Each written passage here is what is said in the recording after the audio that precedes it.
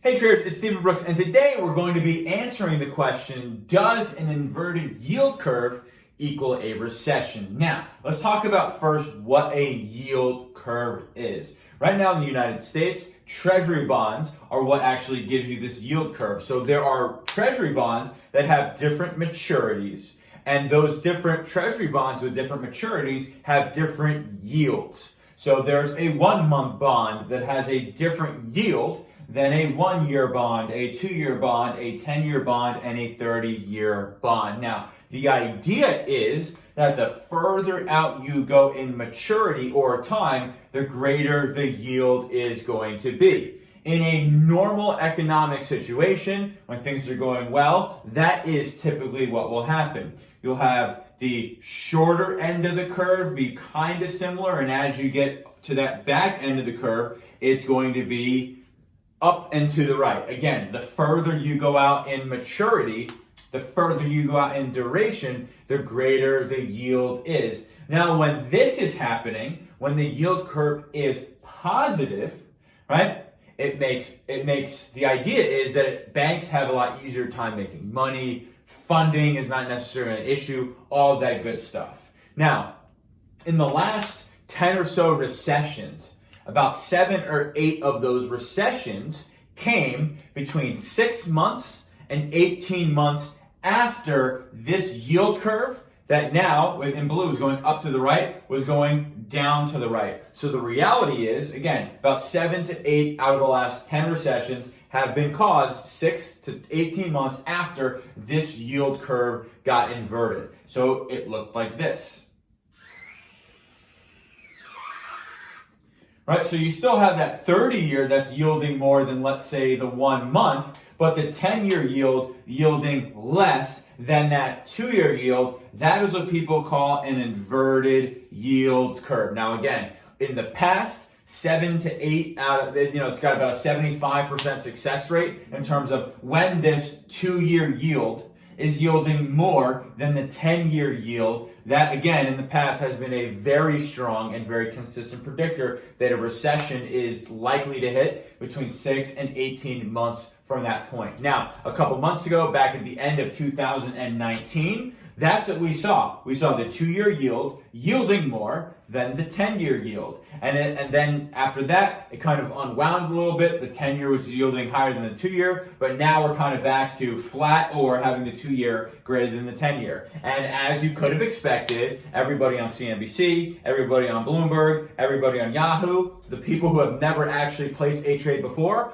are talking about how this inverted yield curve is going to lead to the next recession. So the best thing that we can do to figure out if that inverted yield curve that we are basically seeing right now is potentially going to lead us to the recession. And the way we can figure that out is we look back at different times when that yield curve was inverted and did lead to a recession, and we want to see if what is going on today in 2020 is similar or different. Now, in the past, I cannot stress this enough, the inverted yield curve, the 2-year yield, yielding more than the 10-year, that has been a great indicator for a recession coming. But the problem is, where we are today in 2020 is not, let me repeat that, folks, is not an apples to apples comparison to what we've seen before when the yield curve did invert, and then 6 to 18 months down the road from that point, a recession did follow. We are in a completely different universe almost compared to where we were in the past. Let me explain for you. Number one, the idea is that if banks don't have a positive yield curve, then they can't really make that much money. The guess is that what they're paying you for a mortgage, what they're paying you for a small business loan, what they're paying you for what's in your checking or savings account, they will typically take some of that money and they'll buy these treasuries with it to just make money on money. They pay you 1%, they buy 90% of the money that you have in your checking account to something that's yielding 2%, they end up making money. So the idea is when this curve inverts, that banks have a tough time making money. That is wrong. That is an absurdity. Right now on a checking account at Chase, they're paying me 0.01%.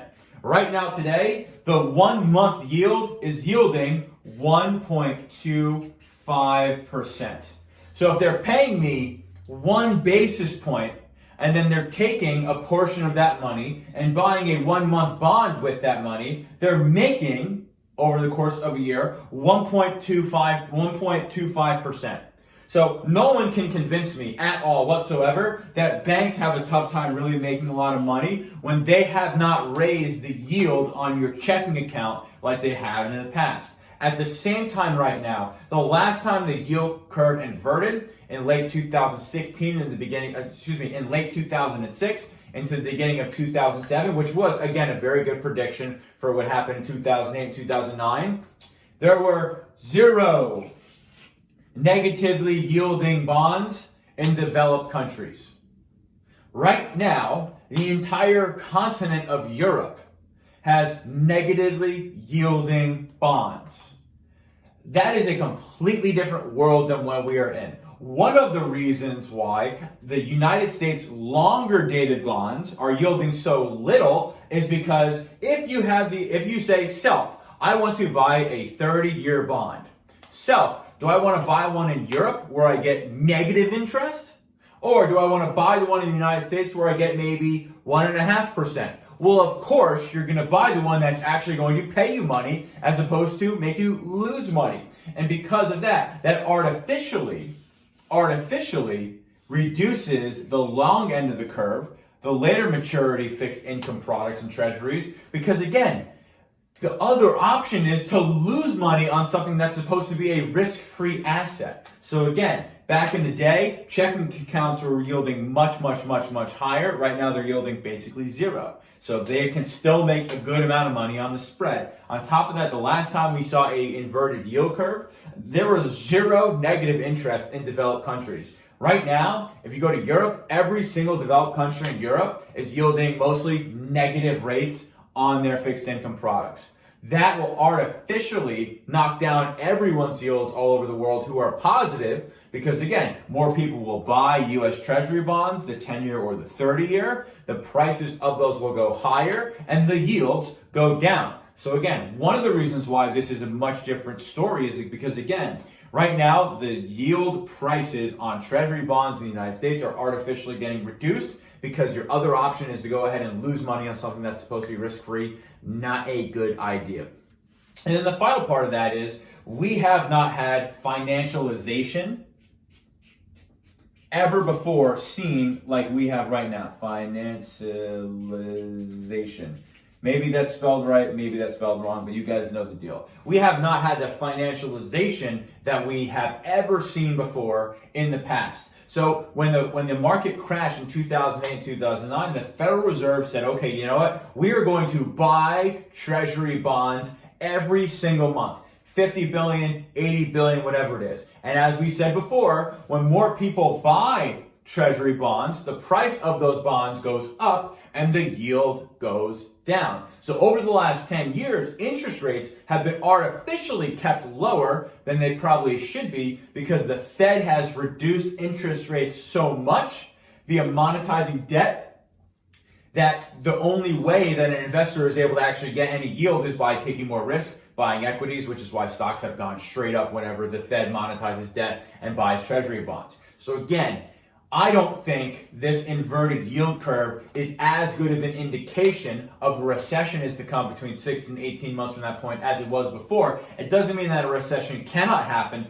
but it is not an apples to apples comparison from where we were, again, 10 years ago, 15 years before then, et cetera, when there were other recessions. Again, I don't think the inverted yield curve is a good indication anymore because this is not yours or your grandparents' or your parents' yield curve that was just based off of supply and demand and economic outlook. Right now, this yield curve is based on, at the short end of the range, the Federal Reserve's overnight rate, and at the long end of the range, it's basically been reduced artificially be the fact that every developed country in Europe has negative rates, and who would want to do that? And the financialization that has gone on over the last 10 years that has artificially reduced rates, this makes it a completely different game. So again, I don't think this is a good indication whatsoever. I think the best indication in 2020 of when a recession might happen is when the Federal Reserve stops expanding their balance sheet, stops creating new money and flooding it into the financial system. So although you might see in here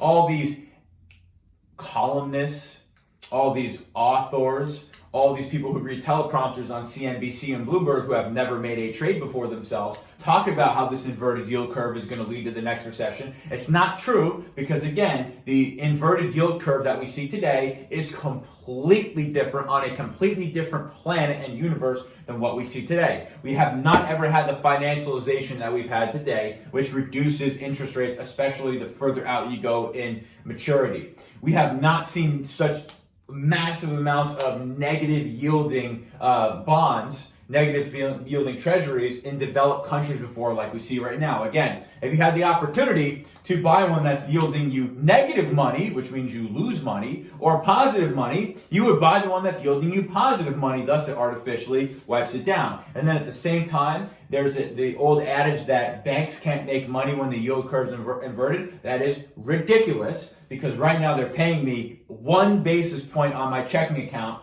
and then they're going out there with excess money, excess reserves, and taking that money and buying 1 month treasury bonds that are yielding them over a 12-month period 1.25%. So again, folks, I think instead of worrying about the inverted yield curve, what you want to worry about is when the Federal Reserve stops expanding their balance sheet, stops buying treasuries every single month, and stops adding new money into the system. So look out for that as opposed to looking out at the yield curve. I'll see you all in the next video.